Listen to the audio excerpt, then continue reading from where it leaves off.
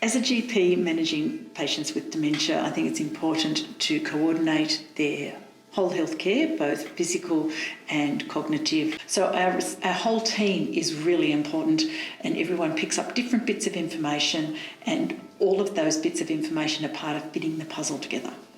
If the doctor's not aware, then we're sort of picking up on that, and then we'll let them know and say, hey, look, Mr. Jones didn't bring this to their appointment today, and see whether it's consistently happening or whether it's just a one-off. We can actually send a note to the doctor. So I can say, oh, Mrs. Smith has rang 3 times today, she's forgotten her appointment, so we flag it. And it's a whole of primary care role. It's the GP, it's the practice nurse, it's the receptionist. The system is there to support that person.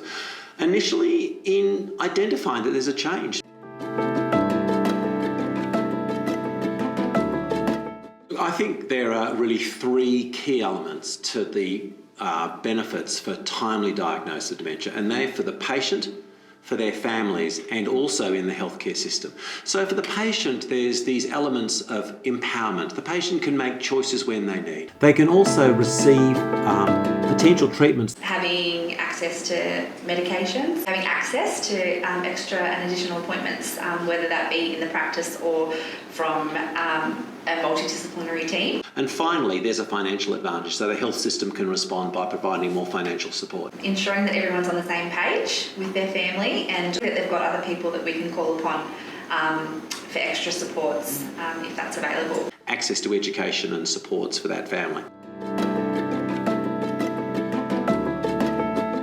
So things might be, when they come in to see me, maybe missing appointments, maybe needing to write down things a lot more than perhaps they did earlier on. Sometimes they'll come in and say that their memory's perhaps not so good. Sometimes there'll be family members who call me to say, I'm worried about mum, dad, aunt.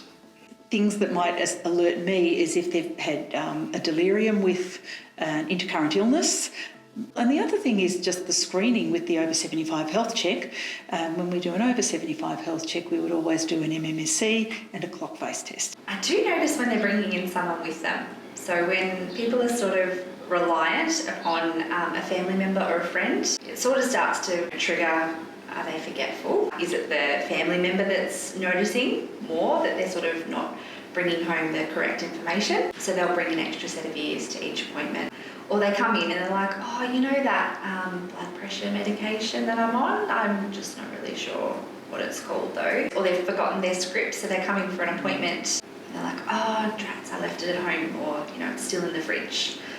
Or did I get a script for that? What happened with that? Getting the times mixed up for their appointments and the days, whether they can understand that it's just for a basic appointment or something longer. They get themselves a bit tied up about that.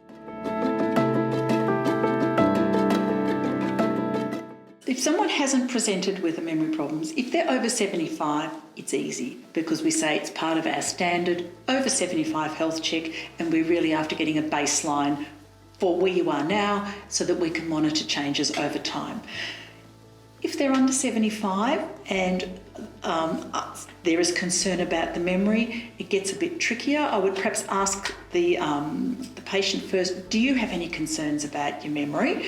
And if they say, well, no, I've got no concerns, we might then have a bit more of a conversation about are they forgetting things, or has anyone else noticed that they've got concerns? If they're very resistant, I probably wouldn't do it then and there, but I might think about coming back to it in a future consultation.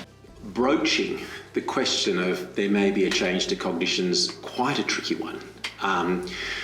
What I do then is use what I call a graduated language. I would never talk to somebody for the first time about their dementia and use the word dementia. I would talk about memory and thinking difficulties.